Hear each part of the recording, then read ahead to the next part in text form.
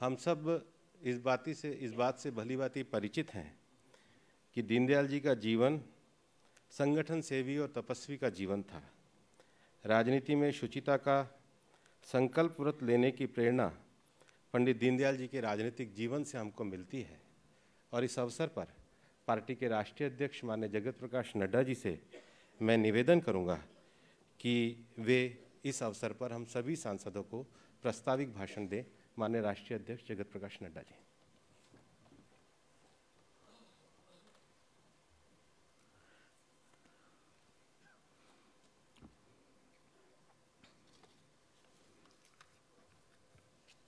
भारत के यशस्वी प्रधानमंत्री आदरणीय श्री नरेंद्र मोदी जी, हमारे सभी यहाँ उपस्थित मंत्रीगण, सांसदगण, आज हम पंडित दीनदयाल उपाध्याय जी की 53वीं पुण्यतिथि मना रहे हैं, 53rd पुण्यतिथि मना रहे हैं।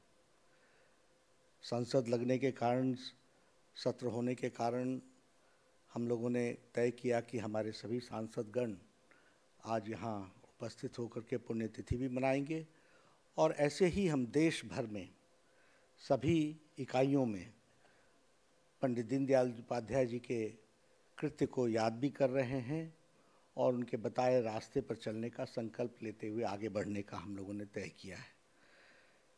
आज ये हमारा सौभाग्य है कि आदरणीय प्रधानमंत्री जी का मार्गदर्शन हमको पुण्यतिथि के अवसर पर मिलेगा और जिस तरीके से प्रधानमंत्री जी का संगठन के प्रति समर्पण और जब भी पार्टी ने किसी भी दृष्टि से कोई भी उनसे निवेदन किया, उन्होंने हमेशा पार्टी के निवेदन को स्वीकार भी किया और पार्टी को मजबूती देने के लिए और पार्टी के मार्गदर्शन करने के लिए हमेशा वो आतुर रहे हैं।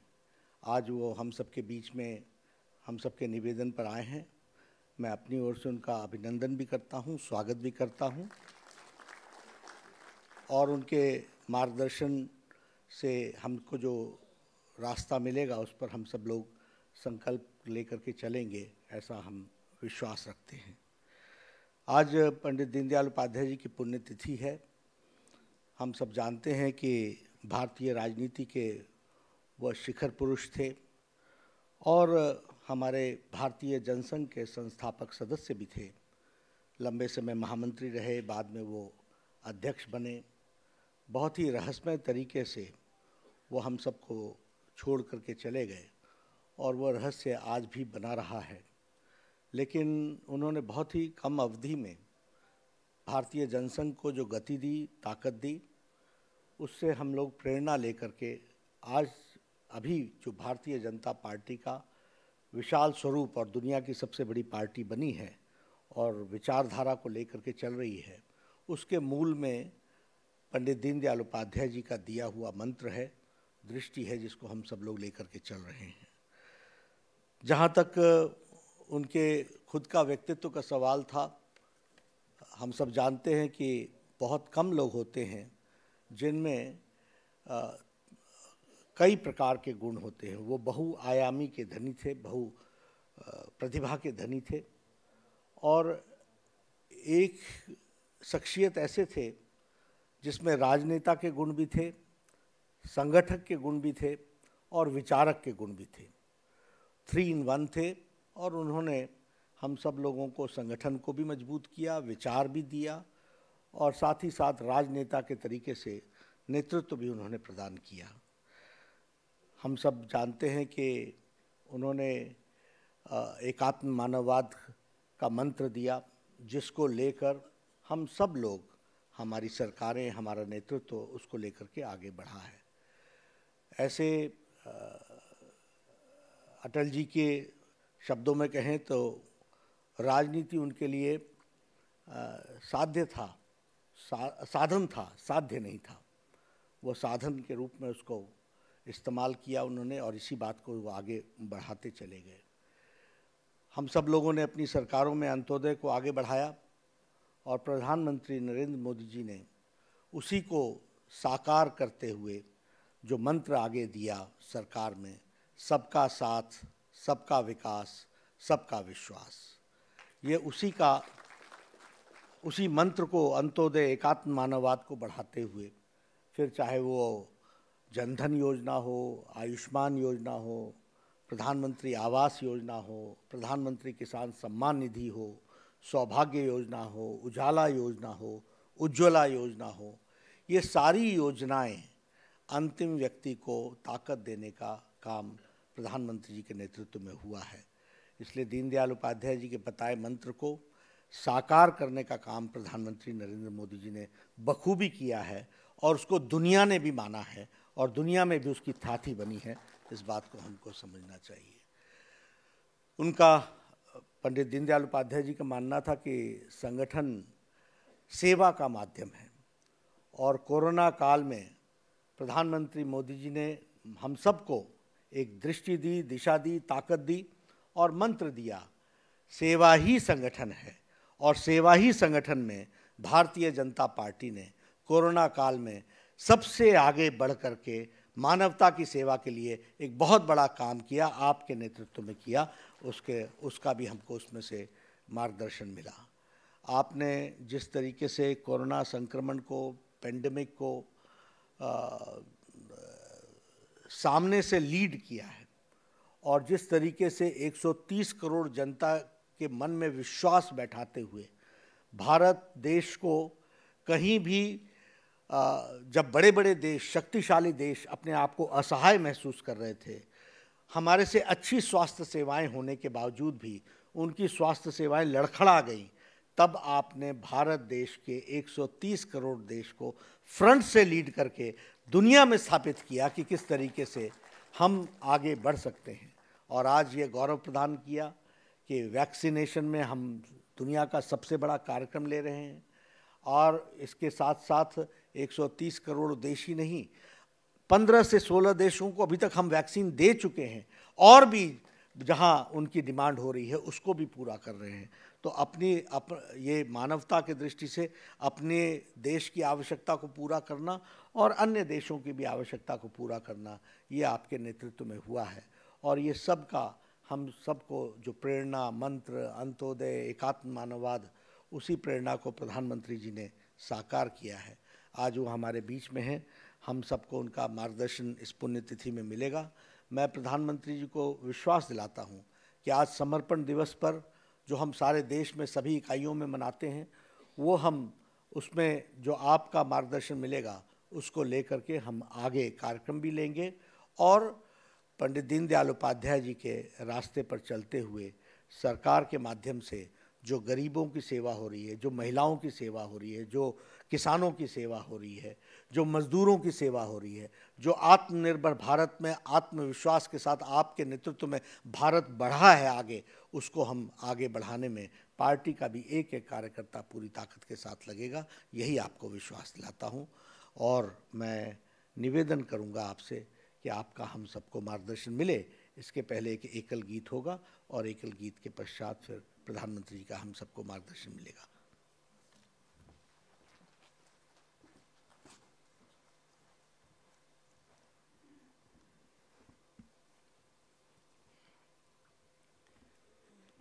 एक राष्ट्र का चिंतन मन में, एक राष्ट्र का चिंतन मन में, कोटि कोटि जनता की जय हो।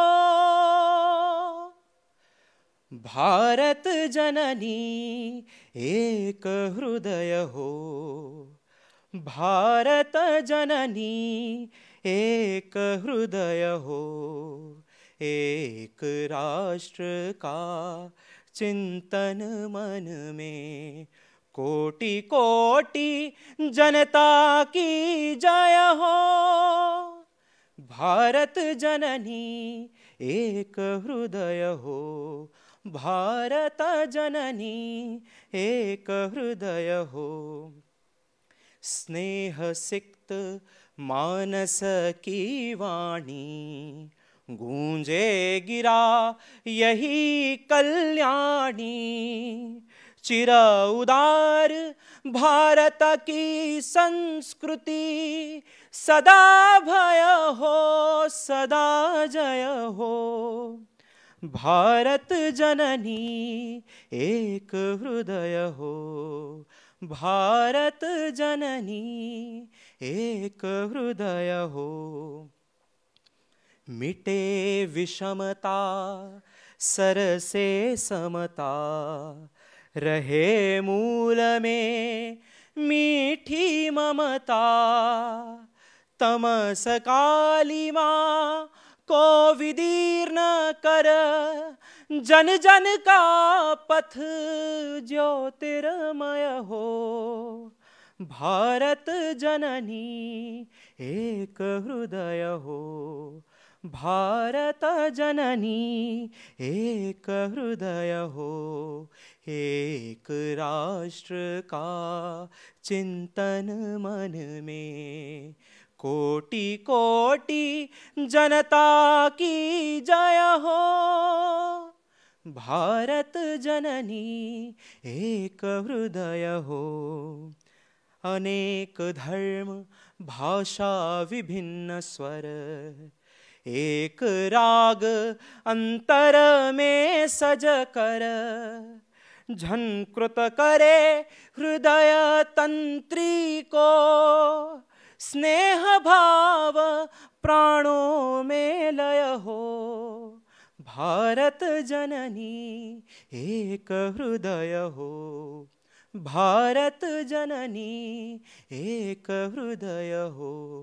भारत जननी एक हृदय हो।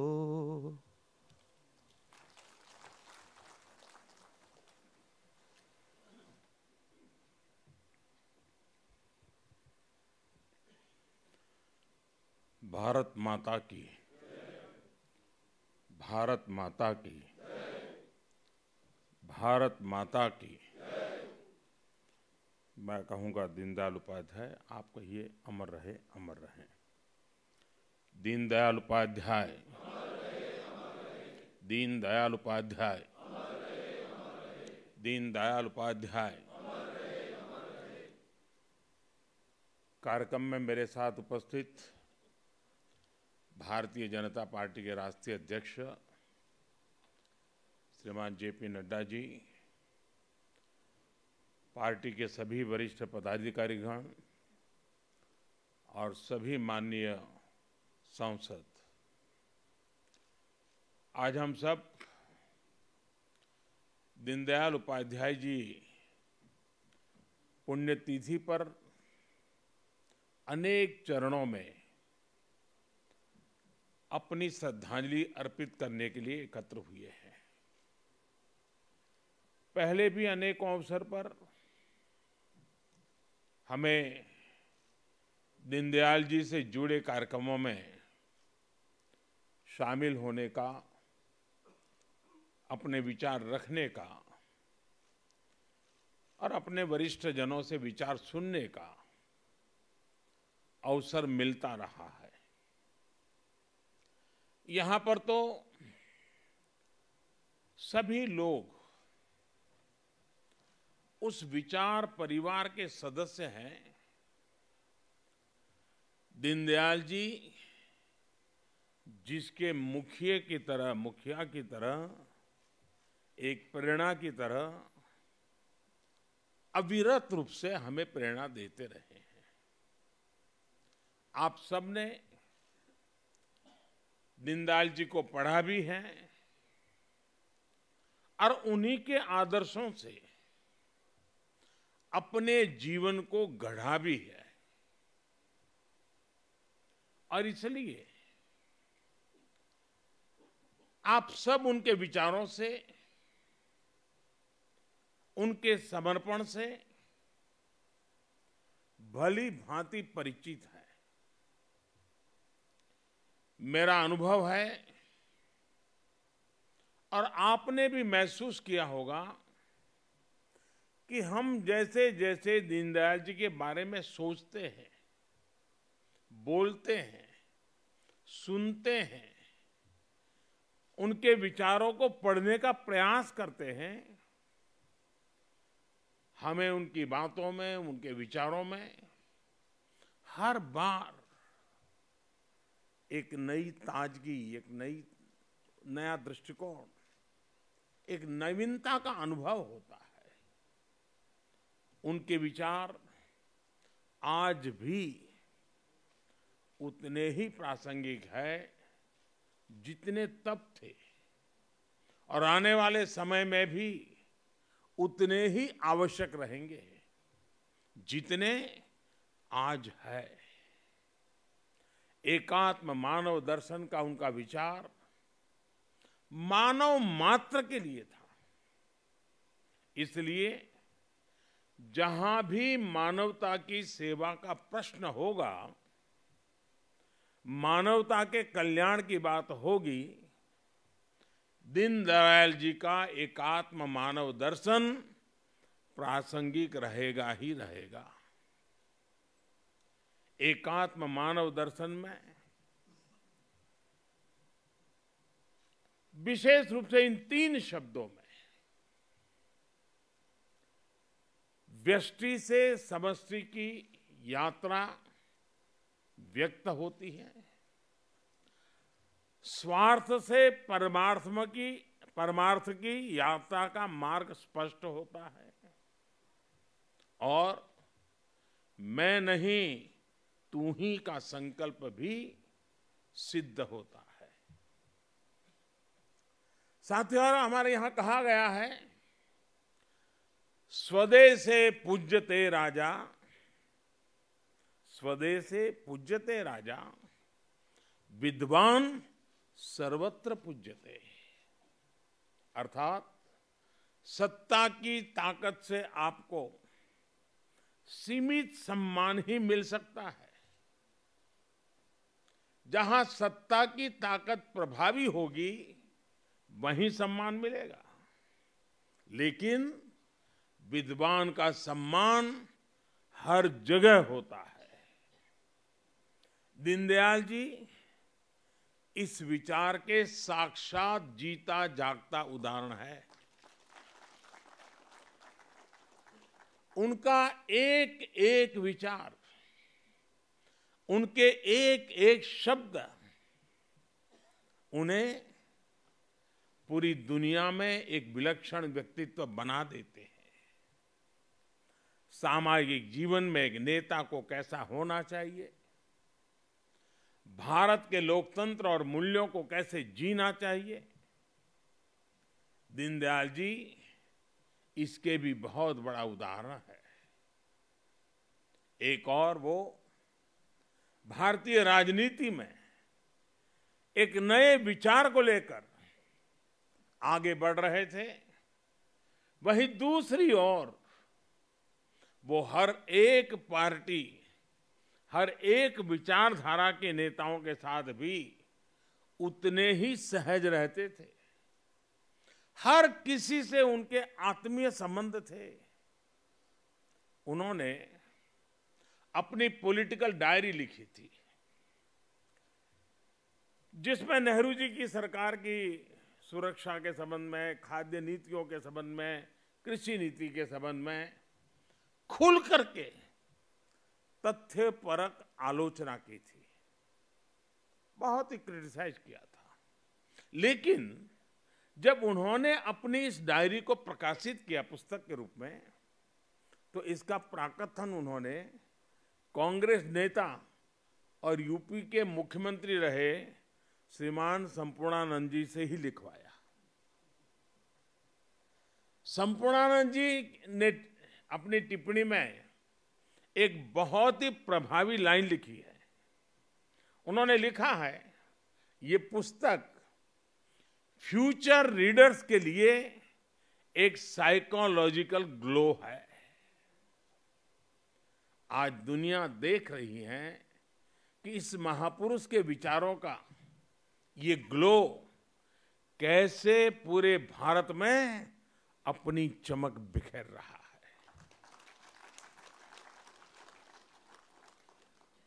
साथियों, हमारे शास्त्रों में कहा गया है, स्वदेशो भुवनम त्रयम, स्वदेशो भुवनम त्रयम, अर्थात अपना देश ही हमारे लिए सब कुछ है, तीनों लोकों के बराबर है। जब हमारा देश समर्थ होगा तभी तो हम दुनिया की सेवा कर पाएंगे, एकात्म मानव दर्शन को सार्थक कर पाएंगे। दीनदयाल उपाध्याय जी भी यही कहते थे। उन्होंने एक स्थान पे लिखा था, एक सबल राष्ट्र ही विश्व को योगदान दे सकता है। यही संकल्प आज आत्मनिर्भर भारत की मूल अवधारणा है। इसी आदर्श को लेकर ही देश आत्मनिर्भरता के रास्ते पर आगे बढ़ रहा है। कोरोना काल में देश ने अंत्योदय की भावना को सामने रखा और अंतिम पायदान पर खड़े हर गरीब की चिंता की। आत्मनिर्भरता की शक्ति से देश ने एकात्म मानव दर्शन को भी सिद्ध किया, पूरी दुनिया को दवाएं पहुंचाई और आज दुनिया को वैक्सीन भी पहुंचा रहा है। साथियों, देश की एकता अखंडता के लिए भी आत्मनिर्भरता की जरूरत पर दीनदयाल जी ने विशेष जोर दिया था। 1965 में भारत पाक युद्ध के दौरान भारत को विदेशों से हथियार के लिए निर्भर रहना पड़ता था और दीनदयाल जी ने कहा था कि हमें सिर्फ अनाज में ही नहीं बल्कि हथियार और विचार के क्षेत्र में भी भारत को आत्मनिर्भर बनाना होगा। उनके इस विजन को पूरा करने के लिए भारत आगे बढ़ रहा है। आज भारत में डिफेंस कॉरिडोर बन रहे हैं, स्वदेशी हथियार बन रहे हैं और तेजस जैसे फाइटर जेट्स भी हवा में उड़ान भर रहे हैं। हथियार के क्षेत्र में आत्मनिर्भरता से अगर भारत की ताकत और भारत की अर्थव्यवस्था मजबूत हो रही है तो विचार की आत्मनिर्भरता से भारत आज दुनिया के कई क्षेत्रों में नेतृत्व दे रहा है। आज भारत की विदेश नीति दबाव और प्रभाव से मुक्त होकर राष्ट्र प्रथम के नियम से चल रही है। नेशन फर्स्ट, प्रकृति के साथ सामंजस्य का दर्शन दीनदयाल जी ने हमें दिया था। भारत आज इंटरनेशनल सोलर अलायंस का नेतृत्व करके दुनिया को वही राह दिखा रहा है। साथियों, दीनदयाल उपाध्याय जी ने दुनिया की किसी भी सोच के प्रभाव में अपने विचारों को नहीं गढ़ा था, इसलिए उनके विचारों में एक मौलिकता थी। भारत की भावना, भारत का मानस, भारत के मूल्य, वेद से विवेकानंद तक की भारत की चिंतन यात्रा, ये सारी बातें दीनदयाल जी के चिंतन में झलकती थी। इसलिए वो एक ऐसी अर्थव्यवस्था की बात करते थे जिसमें पूरा भारत शामिल हो, जिसमें पूरे भारत की विविधता झलके। लोकल इकोनॉमी पर विजन इस बात का प्रमाण है कि उस दौर में भी उनकी सोच कितनी प्रैक्टिकल और व्यापक थी। आज वोकल फॉर लोकल के मंत्र से देश इसी विजन को साकार कर रहा है। आज आत्मनिर्भर भारत अभियान देश के गांव, गरीब, किसान, मजदूर और मध्यम वर्ग के भविष्य का निर्माण का एक माध्यम बन रहा है। आखिरी पायदान पर खड़े व्यक्ति का भी जीवन स्तर कैसे सुधरे, ईज ऑफ लिविंग कैसे बढ़े, इसके प्रयास आज सिद्ध होते दिख रहे हैं।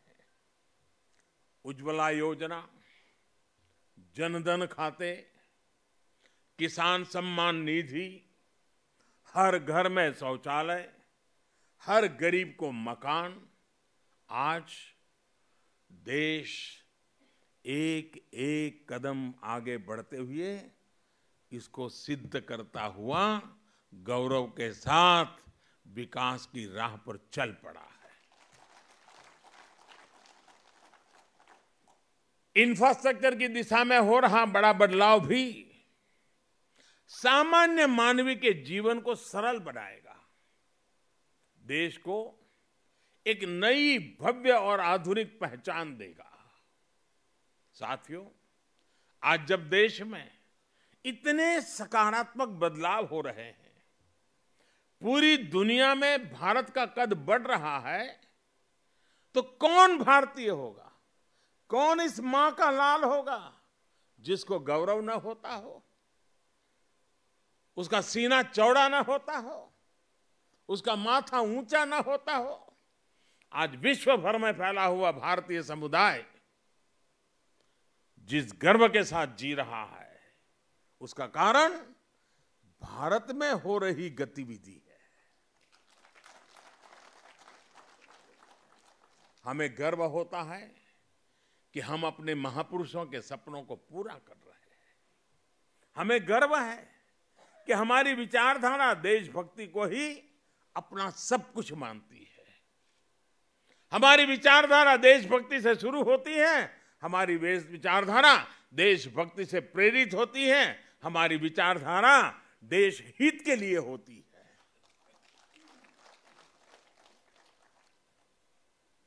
हम उसी विचारधारा में पले हैं जो विचारधारा राष्ट्र प्रथम, नेशन फर्स्ट की बात करती है। ये हमारी विचारधारा है कि हमें राजनीति का पाठ राष्ट्र नीति की भाषा में पढ़ाया जाता है। हमारी राजनीति में भी राष्ट्र नीति सर्वोपरि है। हमें राजनीति और राष्ट्र नीति में से एक स्वीकार करना होगा, तो हमें संस्कार मिले हैं राष्ट्र नीति को स्वीकार करना, राजनीति को नंबर 2 पे रखना। हमें गर्व है कि हमारी विचारधारा सबका साथ, सबका विकास, सबका विश्वास की बात करती है, उस मंत्र को जीती है। आप देखिए, हमारी पार्टी ने अपनी सरकारों में ऐसी कितनी ही उपलब्धियां हासिल की हैं जिन पर आपको गर्व होगा, आने वाली पीढ़ियों को गर्व होगा। जो निर्णय देश में बहुत कठिन माने जाते थे, राजनीतिक रूप से मुश्किल माने जाते थे, हमने वो निर्णय लिए और सबको साथ लेकर लिए। उदाहरण के तौर पर देश में नए जनजाति कार्य मंत्रालय का गठन, जनजाति समुदाय को हमारे आने के बाद थोड़ा था, पहले भी था, लेकिन उस मंत्रालय का, अलग मंत्रालय का गठन भाजपा की ही सरकार में हुआ है। ये भाजपा का सरकार की ही देन है कि पिछड़ा आयोग भी उसको संवैधानिक दर्जा मिल सका, संवैधानिक स्टेटस हमारे यहां मिल सका। और ये भाजपा की ही सरकार है जिसने सामान्य वर्ग के गरीब लोगों को भी आरक्षण देने का काम किया। और आप देखिए, देश में जब भी ऐसे कोई काम हुए हैं, तनाव पैदा हुआ है, संघर्ष हुआ है, समाज बढ़ गया है, उसी काम को हमने मेल जोल प्यार के वातावरण में किया है, क्योंकि राष्ट्र नीति सर्वोपरि है, राजनीति एक व्यवस्था है। राज्यों का विभाजन देख लीजिए, राज्यों का विभाजन जैसा काम राजनीति में कितने रिस्क का काम समझा जाता था, इसके उदाहरण भी है। अगर कोई नया राज्य बना तो देश में कैसे हालत बन जाते थे। लेकिन जब भाजपा की सरकार ने 3 नए राज्य बनाए तो हर कोई हमारे तौर तरीकों में दीनदयाल जी के संस्कारों का प्रभाव स्पष्ट देख सकता। उत्तर प्रदेश से उत्तराखंड का निर्माण हुआ, झारखंड बिहार से बनाया गया और छत्तीसगढ़ को मध्य प्रदेश से अलग आकार दिया गया। लेकिन उस समय हर राज्य में उत्सव का माहौल था, न कोई शिकायत थी, न कोई गीला शिकवा था, आनंद ही आनंद था, दोनों तरफ आनंद था। हमारी सरकार ने लद्दाख, करगिल को अलग केंद्र शासित राज्य का दर्जा दिया है और वहां जी भी उत्सव का ही वातावरण है। इसी तरह जम्मू कश्मीर और वहां के लोगों की आकांक्षाओं को भी हम पूरी तरह साकार करने में पण जुटे हैं। उसी प्रकार से सेलवास और दई दमन अलग थे, हमने उसको जोड़ दिया, दोनों तरफ आनंद है। अगर उनकी नई रचना की तो भी आनंद है और सम्मिलित किया तो भी आनंद है, क्योंकि हमारी प्रेरणा राष्ट्र नीति है। राजनीतिक स्वार्थ के लिए हम निर्णय नहीं करते हैं और इसका असर जन सामान्य के मन पर होता है। साथियों, हम राजनीति में सर्वसम्मति को महत्व देते हैं। हम सहमति के प्रयास को करते करते सर्वसम्मति तक जाना चाहते हैं। दीनदयाल जी कभी भी राजनीतिक अस्पृश्यता में विश्वास नहीं रखते थे। और आपको याद होगा, जब मैं 2014 में आया तो मुझे सदन में एक बार बोलने का मौका मिला। तब मैंने सदन में कहा था और बड़ी जिम्मेवारी के साथ कहा था और बड़े कन्विक्शन के साथ कहा था। जो इस कन्विक्शन को हम लोग जीते हैं, हमें संस्कार में मिले हैं। और मैंने पार्लियामेंट में कहा था कि बहुमत से सरकार चलती है, बहुमत से सरकार तो चलती है, लेकिन देश तो सहमति से चलता है, सर्वसम्मति से चलता है। और हम सिर्फ सरकार चलाने नहीं आए हैं, हम तो देश को आगे ले जाने के लिए आए। हमारे राजनीतिक दल हो सकते हैं, हमारे विचार अलग अलग हो सकते हैं, हम चुनाव में पूरी शक्ति से एक दूसरे के खिलाफ लड़ते हैं, पर इसका मतलब ये नहीं कि हम अपने राजनीतिक विरोधी का सम्मान न करें। आपने देखा होगा, प्रणब मुखर्जी साहब, हमें भारत रत्न देने में गर्व हुआ। वे कोई हमारी पार्टी के नहीं थे, हमारे आलोचक थे। अभी आसाम में तरुण गोगोई जी, नागालैंड में एमसी जमीर जी, ये सारे हमारे राजनीतिक विचार थे, हमारे राजनीतिक दल से कोई लेना देना नहीं था। न ही हमारी पार्टी का हिस्सा थे, न हमारे गठबंधन का हिस्सा थे, लेकिन राष्ट्र के प्रति उनके योगदान का सम्मान करना हमारा कर्तव्य। हमने पद्मश्री दिया, पद्म भूषण दिया। राजनीतिक अस्पृश्यता का विचार हमारा संस्कार नहीं है। आज देश भी इस विचार को, अस्पृश्यता के विचार को अब देश अस्वीकार कर चुका है। हां, ये बात जरूर है कि हमारी पार्टी में वंशवाद को नहीं, कार्यकर्ता को महत्व दिया जाता है। इसलिए आज देश हमसे जुड़ रहा है और हमारे कार्यकर्ता भी हर देशवासी को अपना परिवार मानते हैं। कहीं कोई आपदा आती है तो हमारे करोड़ों कार्यकर्ता अपना सब कुछ छोड़कर वहां पहुंच जाते हैं। कोरोना जैसा इतना बड़ा संकट आया, दुनिया में हर कोई अपने जीवन के लिए डरा हुआ था, लेकिन हमारे करोड़ों कार्यकर्ताओं ने अपना दायित्व समझकर दिन रात एक कर दिया। राष्ट्रीय अध्यक्ष जी ने पार्टी कार्यकर्ताओं से आह्वान किया था कि सरकार के साथ साथ वो भी अपनी जिम्मेदारी निभाएं। हर कार्यकर्ता ने सेवा के इस संकल्प को राष्ट्रव्यापी मिशन बना दिया था। और मैं पार्टी का आभारी हूं, राष्ट्रीय अध्यक्ष जी का आभारी हूं कि मुझे वीडियो कॉन्फ्रेंस के माध्यम से देश भर के कार्यकर्ताओं के साथ इस कोरोना कालखंड में उन्होंने जो सेवा कार्य किए उसका वृत्त सुनने का अवसर मिला था। हमारे कार्यकर्ताओं ने कैसे कैसे संकटों को, रिस्क को उठाया था और कितने जी जान से उन्होंने गरीबों की सेवा की थी। किसी गरीब के घर में चूल्हा न जले, कोई गरीब रात को भूखा न सोए, इसके लिए भारतीय जनता पार्टी का गांव-गांव में कार्यकर्ता दिन रात लगा रहा था। मैं देख रहा था कि जब हमारे श्रमिक बंधु अफवाहों के चलते, भय के चलते और कुछ लोगों की राजनीतिक इरादों के चलते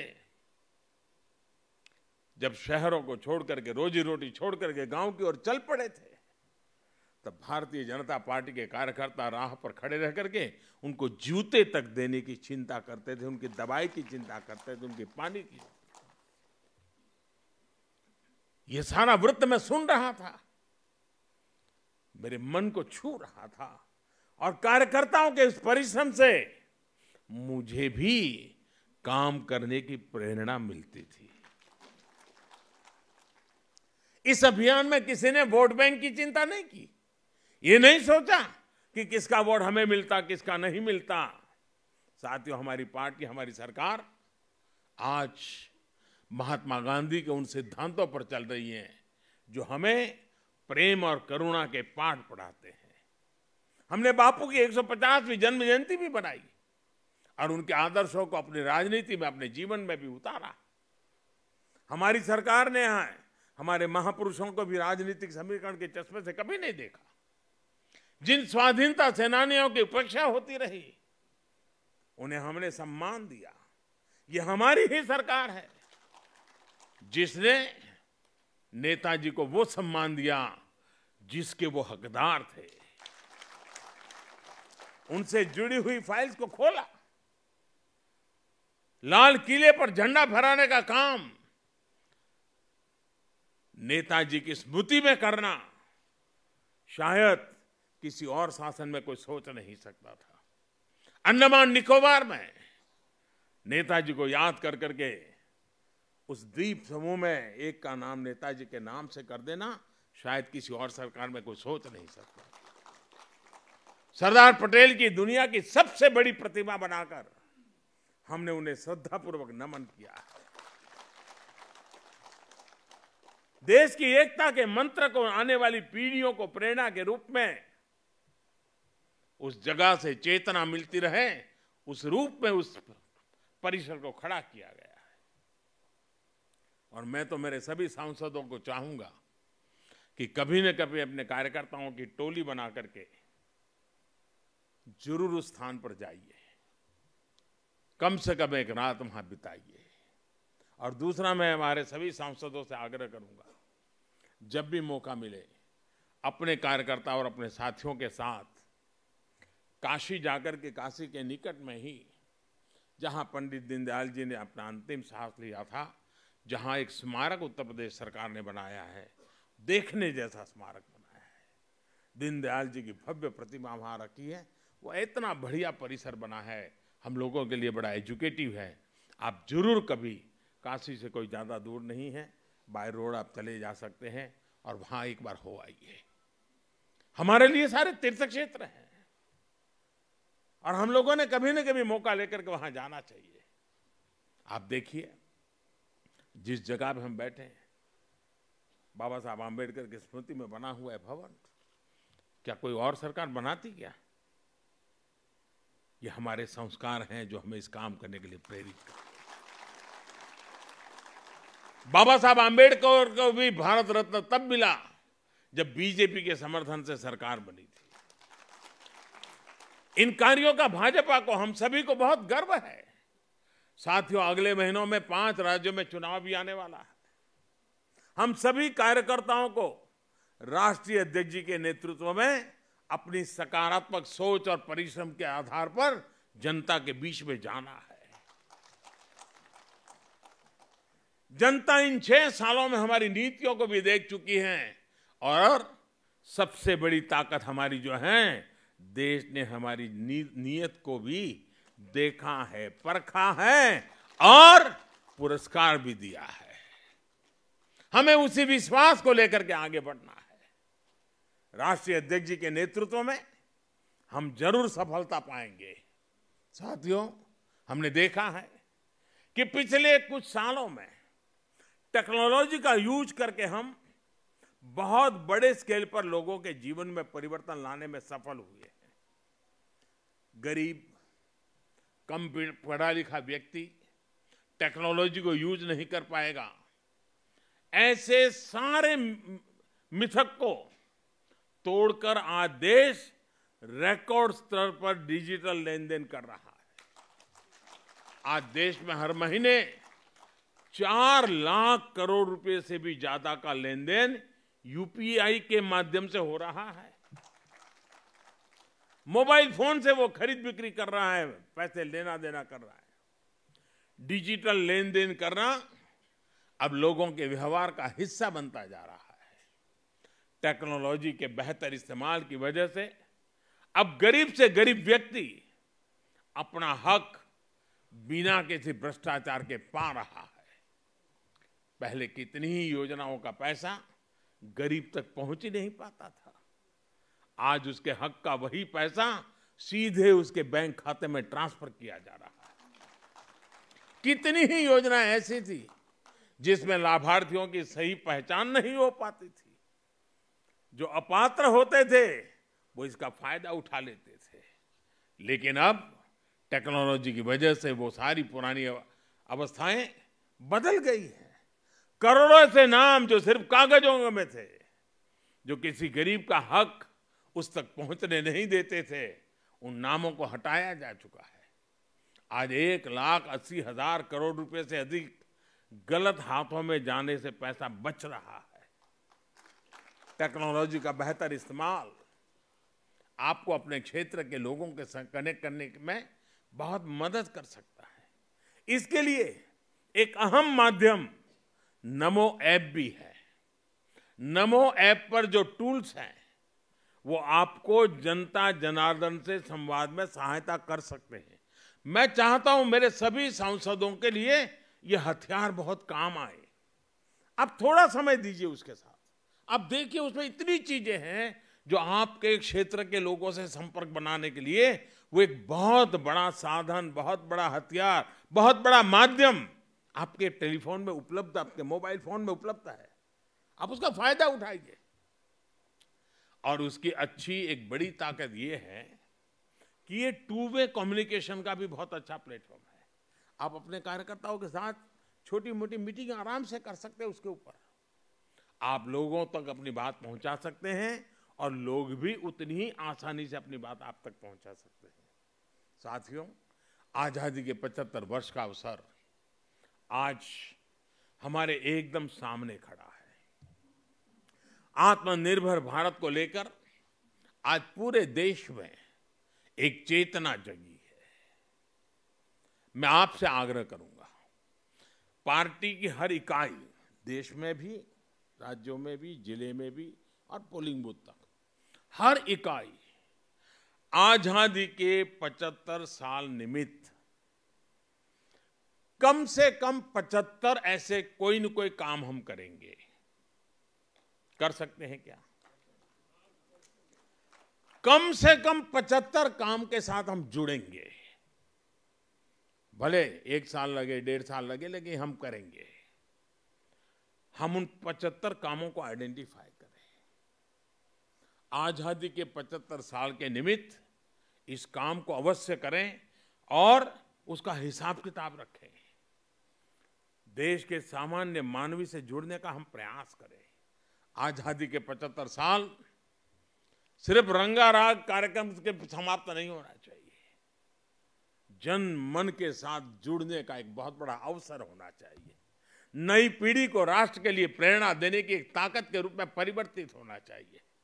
और इसलिए भारतीय जनता पार्टी के हर कार्यकर्ता, जिसके लिए राष्ट्र नीति ही प्रेरणा है, इसके लिए आजादी का 75 का वर्ष ये भी अपने आप में एक बहुत बड़ी प्रेरणा है। साथियों, वोकल फॉर लोकल, आत्मनिर्भर भारत,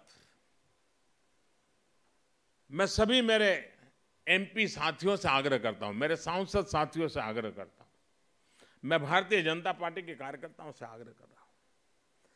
जो राह हमें दीनदयाल जी ने सिखाई थी, उस राह पर चलने के लिए हम कहीं से कुछ तो सोचें। एक काम आप कर सकते हैं क्या? कठिन है लेकिन करना है। मैं कहूंगा तो आपको लगेगा कि तो बहुत सरल है, लेकिन फिर भी मैं कहता हूं बहुत कठिन है। परिवार के आपके अपने सदस्य सब बैठ करके, उसमें भी आपके नौजवान बेटे बेटी भाई बहन जो भी हो, उनके साथ बैठ करके एक काम कीजिए। एक अच्छी सी डायरी लेकर के लिखिए, सुबह उठने से रात को सोने तक जिन जिन चीजों का उपयोग करते हैं, उसमें से कितनी हिंदुस्तान की हैं और कितनी बाहर की हैं, जरा सूची बनाइए।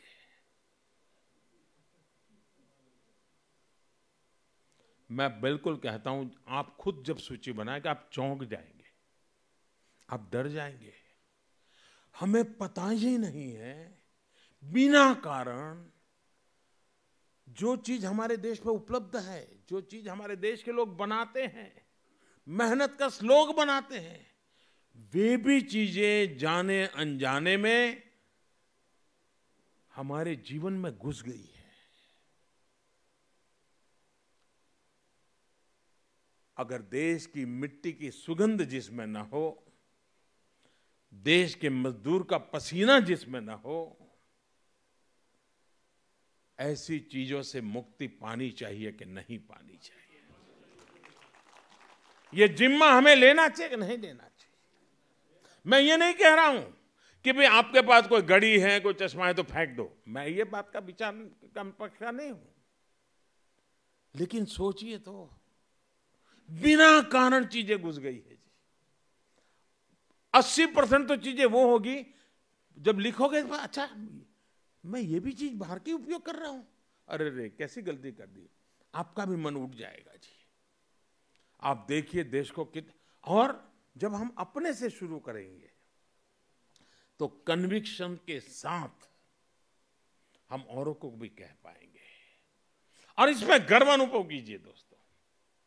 और मैंने देखा है कि जब मैं वोकल फॉर लोकल की बात कर रहा हूं तो ज्यादातर लोग क्या करते हैं, देखिए दिए हम लोकल, नहीं भाई,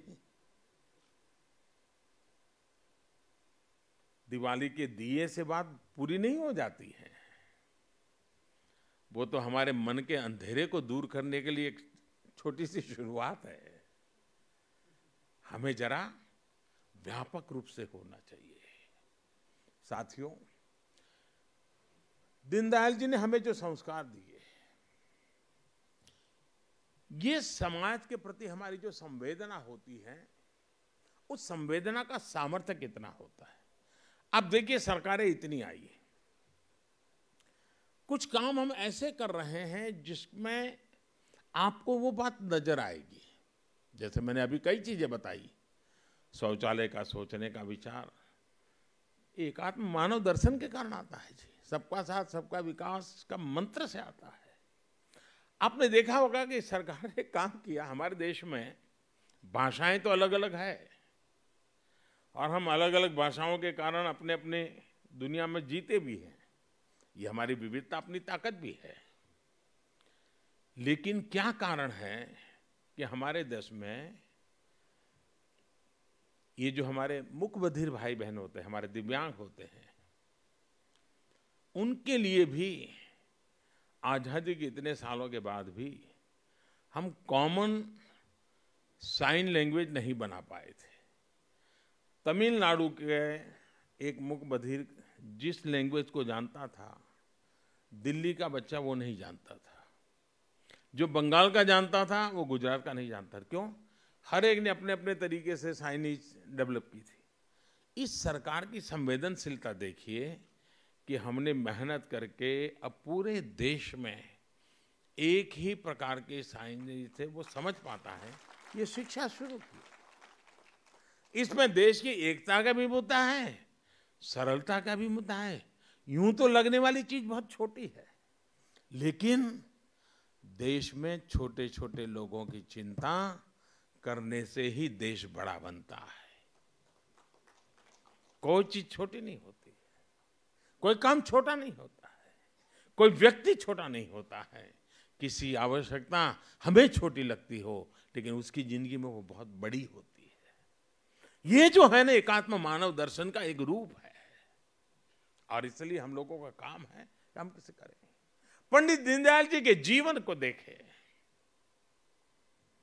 सादगी, परिश्रम, ये बातें हमें बहुत उभर करके सामने आती है। मुझे पंडित दीनदयाल जी को देखने का सौभाग्य नहीं मिला है, उनके दर्शन करने का मुझे सौभाग्य नहीं मिला है, लेकिन जितना सुना है, जितना पढ़ा है, कहते हैं कि जब वो भारत में यात्रा करते थे, संगठन के लिए काम करते थे, पार्टी के पास आरक्षण के पैसे नहीं होते थे ट्रेन में, तो ट्रेन में जहां टॉयलेट होता है उसके बगल में अपना बिस्तर रख करके बैठे रहते थे।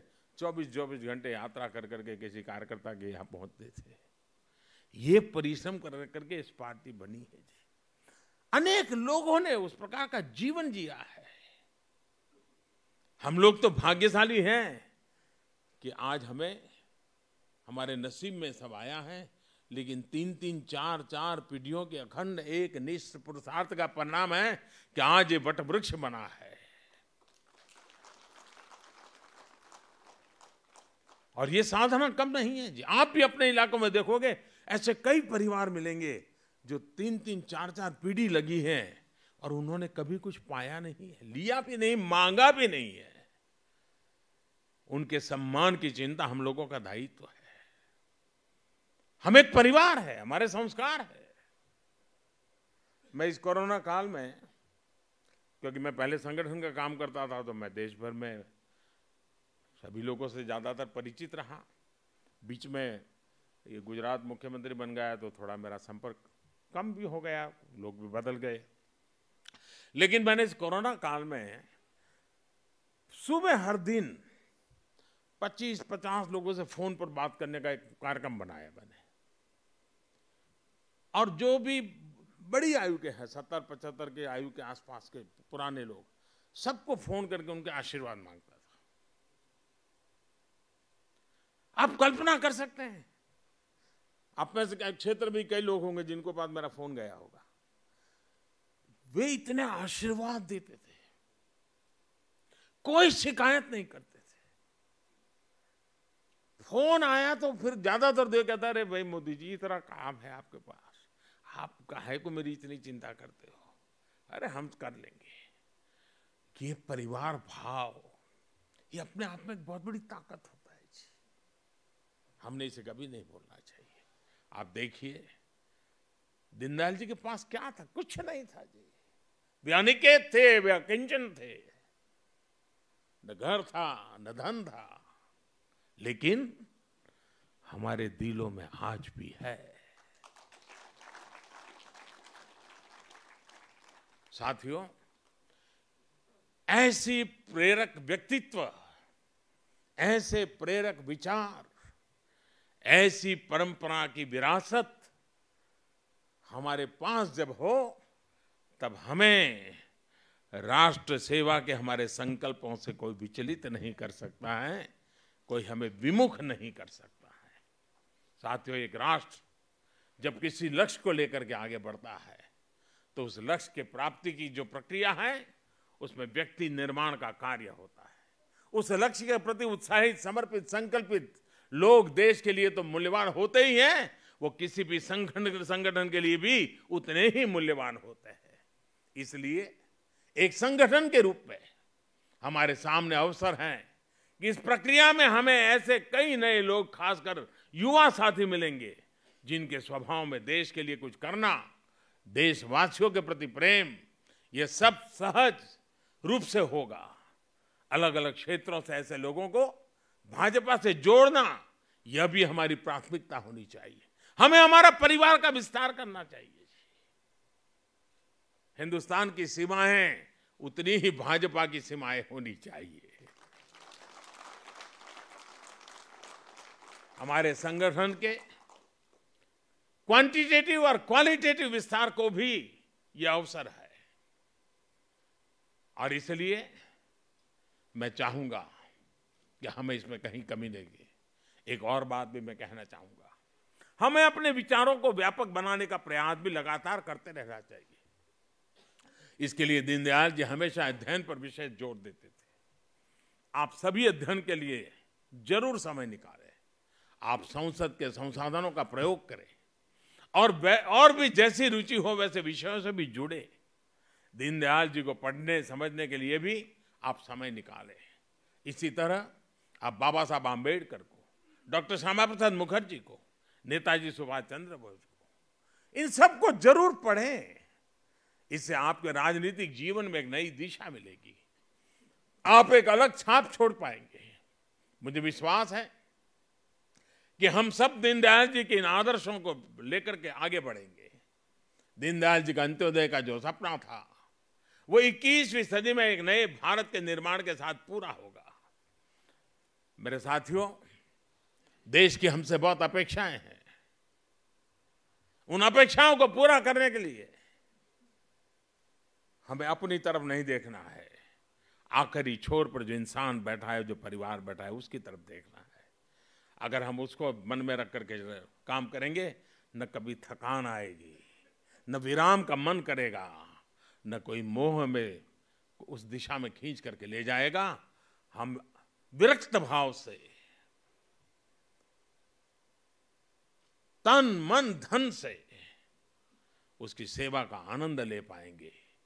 इसी एक भाव के साथ जब हम आगे बढ़ना चाहते हैं, तो आखिर में एक पंक्ति दोहरा करके पंडित दीनदयाल उपाध्याय जी को आदरपूर्वक श्रद्धांजलि देते हुए, आप सबको अनेक अनेक शुभकामनाएं देते हुए मैं यही कहना चाहूंगा, राष्ट्रभक्ति ले हृदय में, राष्ट्रभक्ति ले हृदय में, हो खड़ा यदि देश सारा। राष्ट्रभक्ति ले हृदय में, हो खड़ा यदि देश सारा।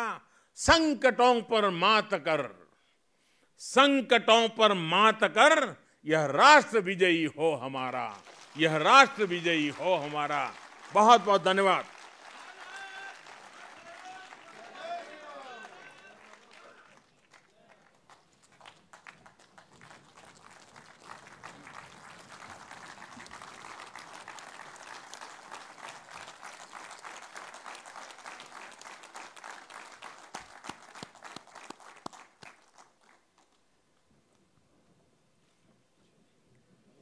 तो धन्यवाद।